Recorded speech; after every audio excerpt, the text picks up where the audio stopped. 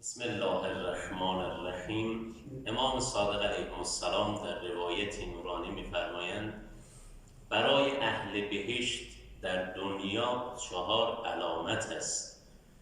اگر میخوایم انسان‌های بهشتی رو در دنیا بشناسیم اینا 4 علامت دارند. خیلی حدیث نورانیه، حدیث زیبایی. ما نرفتیم به آخرت ببینیم کیا اهل بهشتن کیا اهل جهنمن، اما امام صادق علیه السلام می‌فرمایند برای اهل بهشت در دنیا 4 علامت است. اگه میخواید خودتون بشناسید که خدای نکرده اهل جهنمید یا اهل بهشت، که انشاءالله اهل بهشتید، اینا در دنیا 4 علامتن. اینا میزانن، با اینا ما خودمون بشناسیم. اگر اینها رو داریم تقویت کنیم، اگر خدای نکرده اینها رو نداریم سعی کنیم به دست بیاریم. خیلی حدیث زیباییه. ان لأهل الجنه، همانا برای اهل بهشت 4 علامت است در دنیا. اولین علامت انسانهای اهل بهشت در دنیا اینا چهره‌های خندانی دارن، اینا خشک نیستن، انسانهایی هستن که اهل خنده هستن. پیغمبر عظیم‌الشأن در حالاتش هست با این که هیچ کسی غم و غصه پیغمبر رو نداشت، به قدری غم و غصه داشت که خدا در قرآن می‌فرماید آرام باش، زیاد به خودت فشار نیار یا رسول الله. اگه ایمان نمیارن شما غصه نخور. با این حال که پیغمبر غصه تمام عالم رو می‌خوردن، در حالاتش هست وقتی به جمعی وارد می‌شدن خیلی خندان وارد می‌شدن. در میان اجتماع یه طوری برخورد می‌کردن که خودشون رو بشاش نشان میدادن، جذب میکردن. خیلی زیباست این حدیث که امام صادق علیه السلام میفرماید انسان مؤمن غم و غصه‌اش رو در دلش نگه میداره و شادیش رو بروز میده. انسان باید اینطور باشه. آخه بعضیا هستن خوشیاشون رو میبرن تو خلوت تنهایی، اما تا به جمعی وارد میشوند غم و غصه و از مشکلات و از گرفتاریاشون بیان میکنن. این خوب نیست.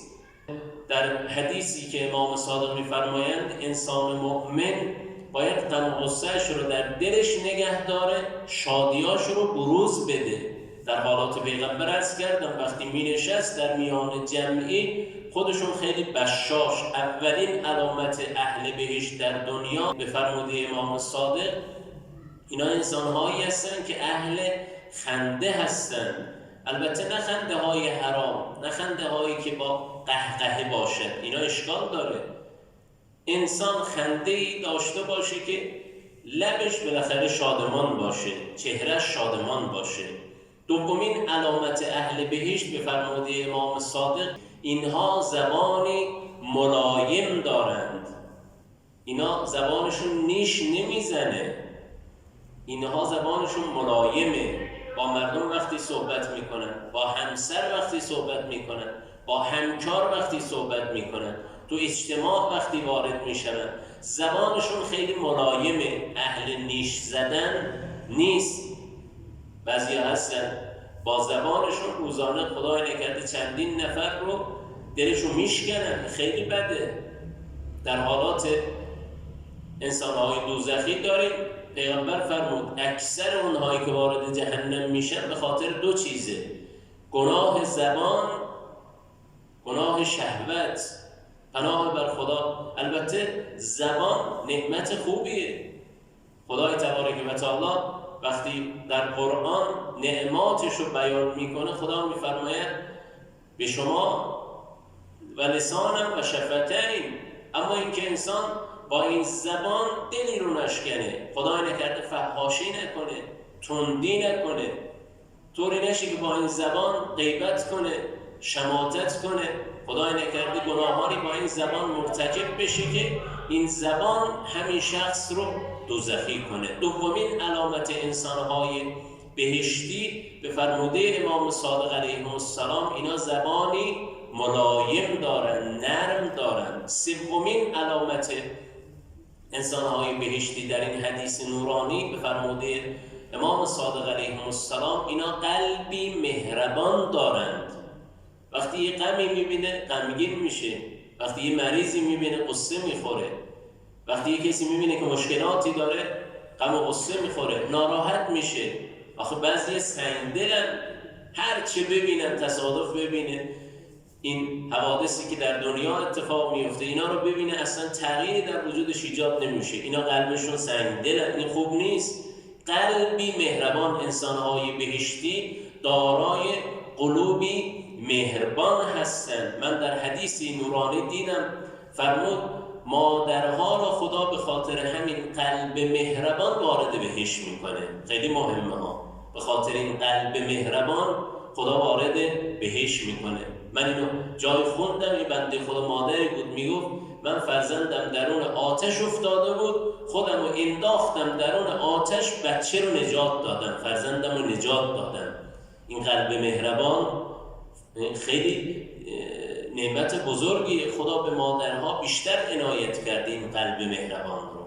سومین علامت انسانهای بهشتی اینا قلبی مهربان دارن. چهارمین علامت انسانهای بهشتی در این حدیث نورانی امام صادق علیه السلام اینا اهل سخاوت هستن، دستی دهنده دارن. سخاوتی که از پایه های ایمانه. در حدیث دیدم خدا وقتی ایمان رو خلق کرد عرضه داشت خدای منو تقویت کن.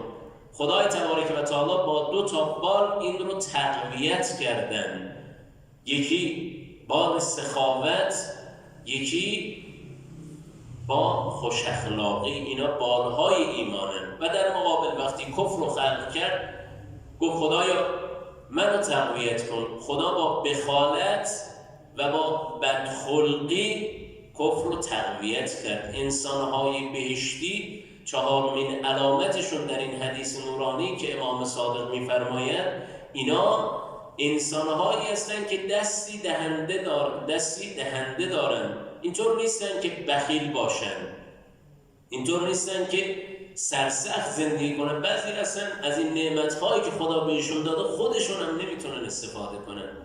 این خیلی بده.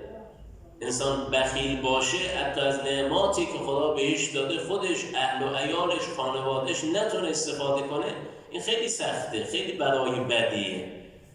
این که انسان دستی دهنده داشته باشه این علامت انسانهای بهشتیه. یه وقتایی یه کسایی مراجعه میکنه انسان در توانش نیست، حالا قرآن میفرماید اینا رو با زبان ملایم رد کنید. اگه دارید کمکشون کنید، اگه ندارید اینا رو با زبانی نرم دلشون رو نشکنید. سخاوت خیلی نعمت بزرگیه.